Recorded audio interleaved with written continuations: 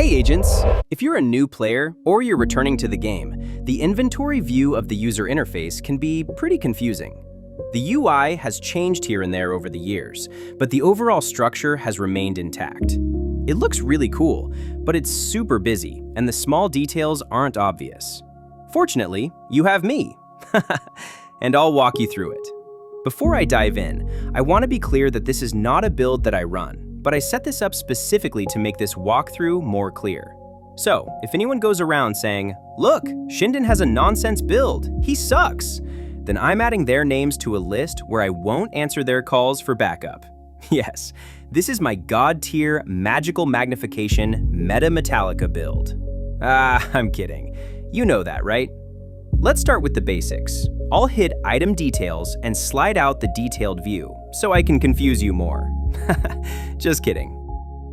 Well, the main things to focus on are weapons, body gear, and utility skills. I say utility skills because that's how they're referred to in your watch, and I use the term to make it clear that I'm not discussing our gaming skills. With weapons, you have your primary, your secondary, and your pistol, or sidearm. And a quick sidebar, you generally want your primary and secondary to be different weapon types. If both are assault rifles and you've run out of ammo, you'll have to rely on your pistol. I like to use different secondary weapons for different situations. If I'm in raids, a rifle like a classic M1A can help me take out enemies such as snipers perched up high or far away, because a rifle will have much more optimal range than an assault rifle. Or, if I'm running a skill build with glass cannon and a capacitor exotic AR, and I'm vulnerable to enemies running up and clubbing me to death, then maybe a shotgun or SMG could be of some help. You get the picture. Choose something that makes sense for your particular scenarios and playing style. Next, we have gear, and you know this pretty much by now. You have your mask, chest, holster, knee pads, gloves, and backpack. Then, our skills. Beginning players will start off with 1, and with enough shade tech and character advancement, you can unlock additional skills with Coop Denizen at the base of ops. Here's what those shade tech look like. They're throughout the map.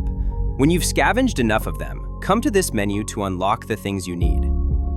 Okay, we've covered the top 3, weapons, gear, and skills. Let's move on to another part of this inventory view. Here, on the upper left, it shows your currently selected arm patch. To change it, go down to Apparel, then come down here.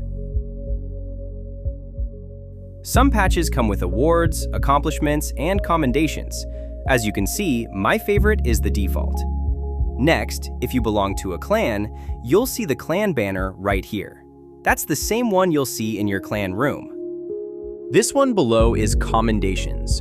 This basically sums up how competent a player you are. That is very interesting because I've found that a player's watch level isn't the greatest indicator of how good a player they actually are. Some have poor builds and bad playing styles, and yet their watch level is thousands of levels higher than mine. They may have so-called meta or god-tier builds, but they still go down continually and need others to carry them through. Someone told me once that commendations are a better way to determine if a player is competent or not before you have them run with you in a very high-stakes mission. You can inspect anyone's commendations level, and they can do the same with you too. Here's how to examine your own. We'll go over here to Progression. Then up here, we'll go to Commendations. Here, the game has been keeping track of my missions and playing overall to help me see how well I am in combat, tactics, teamwork, and so on. I won't go into detail, but each category contains a list of merit badges that you can earn for your arm patch.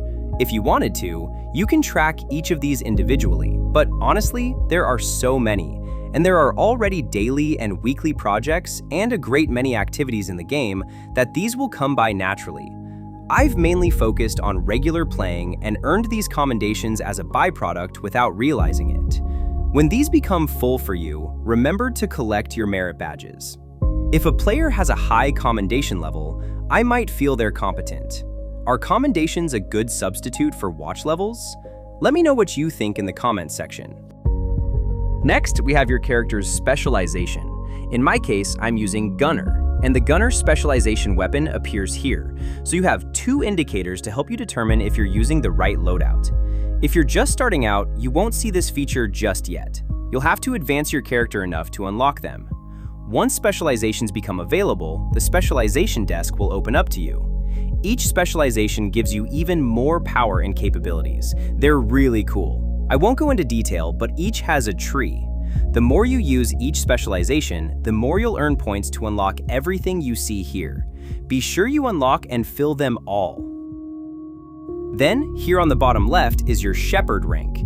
The more you help other players who call for backup, the more they can commend you for your help and help you increase your Shepherd rank. If you don't help other players, this will go to 0 over time. Let's move on to the next column. If this part of the UI hasn't made sense until now, I'll make it super easy to understand. You've probably figured out by now that the devs use 3 main colors consistently throughout the game.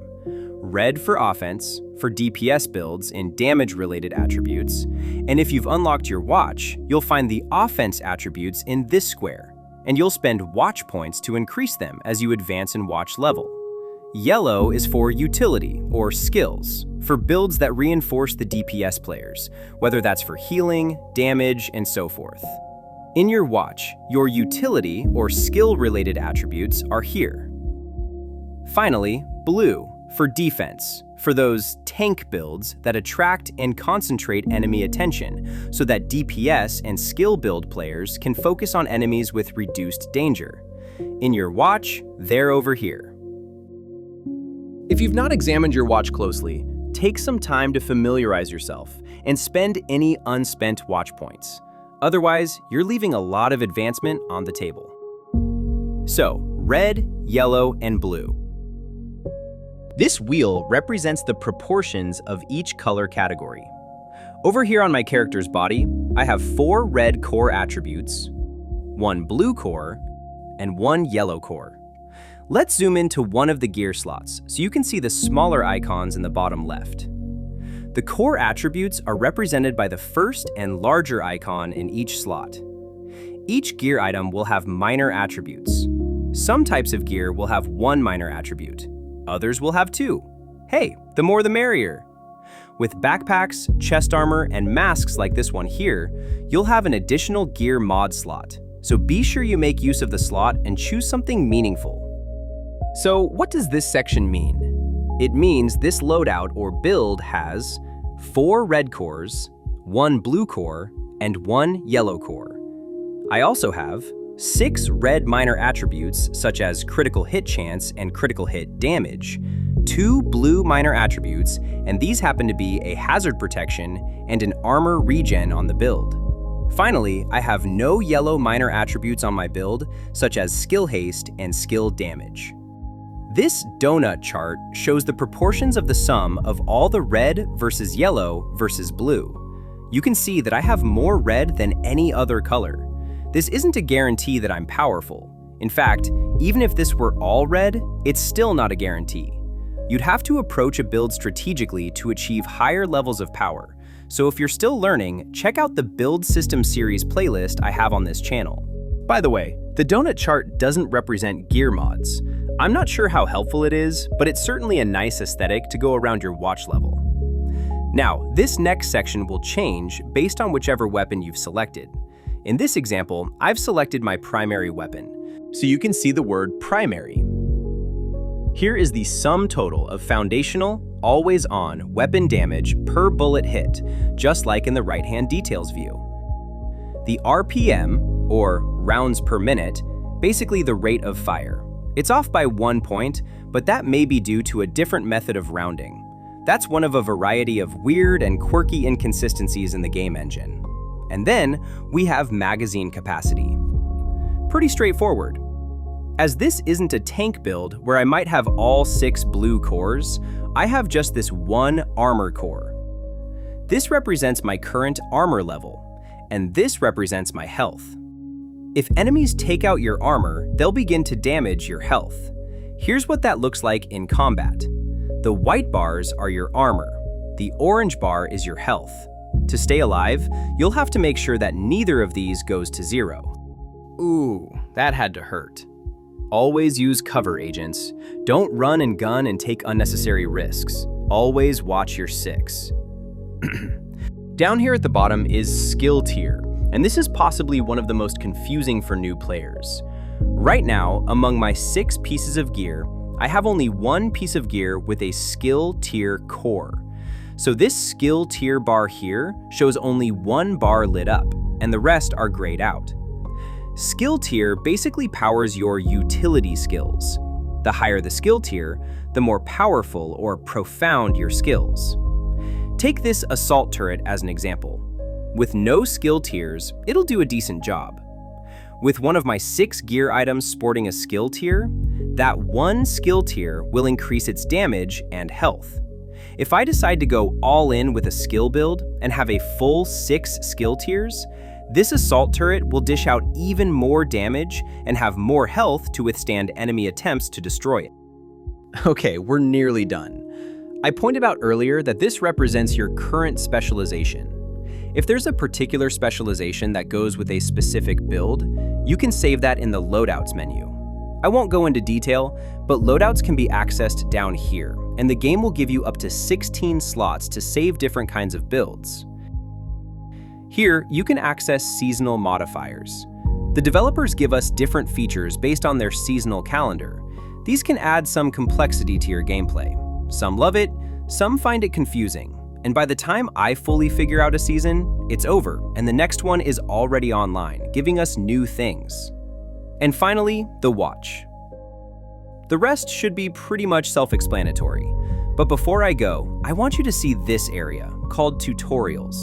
You know as well as I do that many things in the game aren't obvious, and it's often difficult to understand the many different aspects of the game.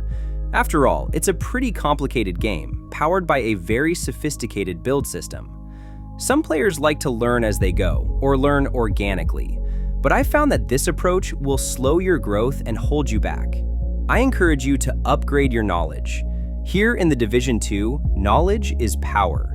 The more you know, the more you can leverage to achieve greater outcomes for you and your team. Okay, that about covers it. I'm glad to have finally made this video for you. Let me know in the comments what your gaming experience has been like. Until the next video, stay strong, stay sharp, and stay dangerous.